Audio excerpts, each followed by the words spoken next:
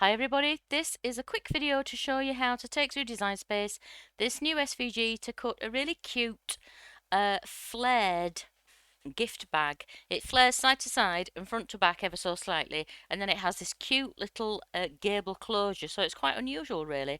I haven't seen another one exactly like this anywhere else. So I'll bring it onto my canvas. So as usual with any multi-part SVG with score lines, your first job is to convert those lines that come in as cuts but which actually should be scores.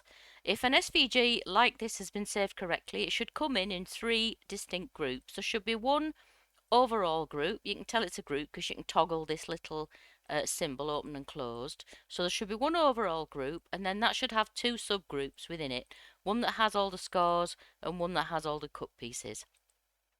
So the first thing you need to do is select that group that has all just the lines. You can see there's no colour in there, so you know that those are the scores.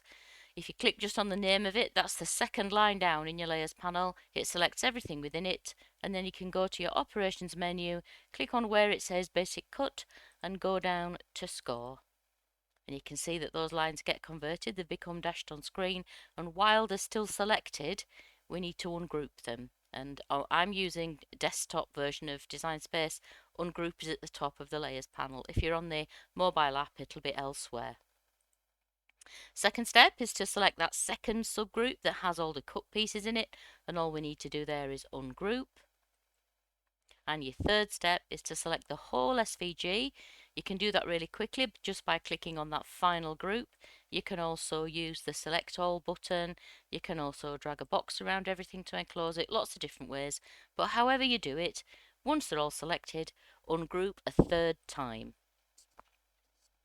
So now everything's converted and ungrouped, we need to attach the scores to the individual pieces that they relate to. And it's really important to do that with individual pieces. If you do the whole project, you'll get a message that the project is incompatible and you can't cut it. And if you get that message, that's because you've grouped too many things together. Attached, pardon me.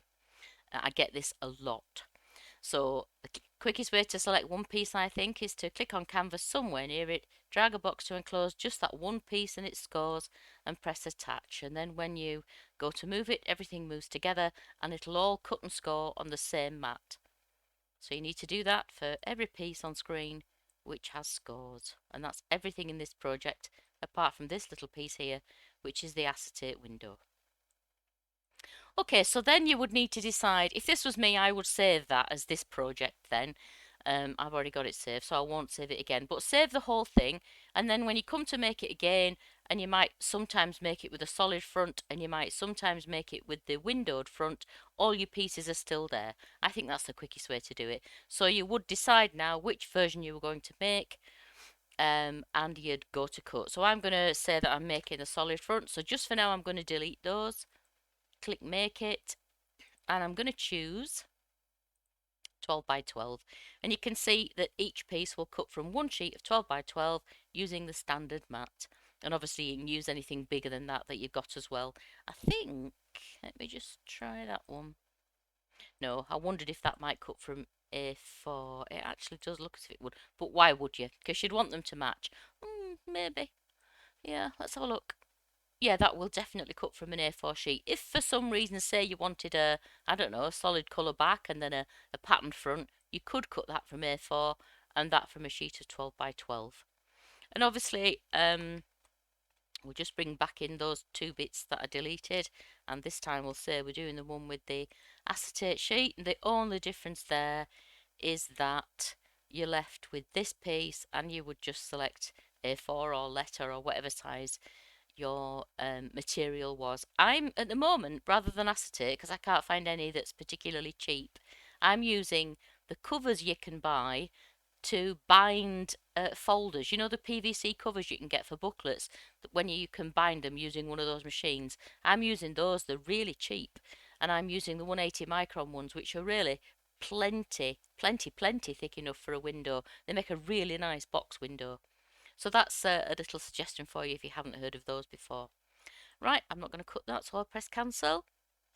So again, if I'd saved that as my project, I would just click undo, or I would quit without saving here. Just quit and not save the any deletions that you'd done. I hope that helps. If you've got any questions when you come to cut it or assemble it, don't hesitate to get in touch. The links to do that are in the description below. You can contact me on Etsy or Facebook, whichever's easier. And if you just stumbled across this SVG, this video, pardon me, and you'd like to buy the SVG, the link to do that is in the description below as well. Thanks a lot. Bye.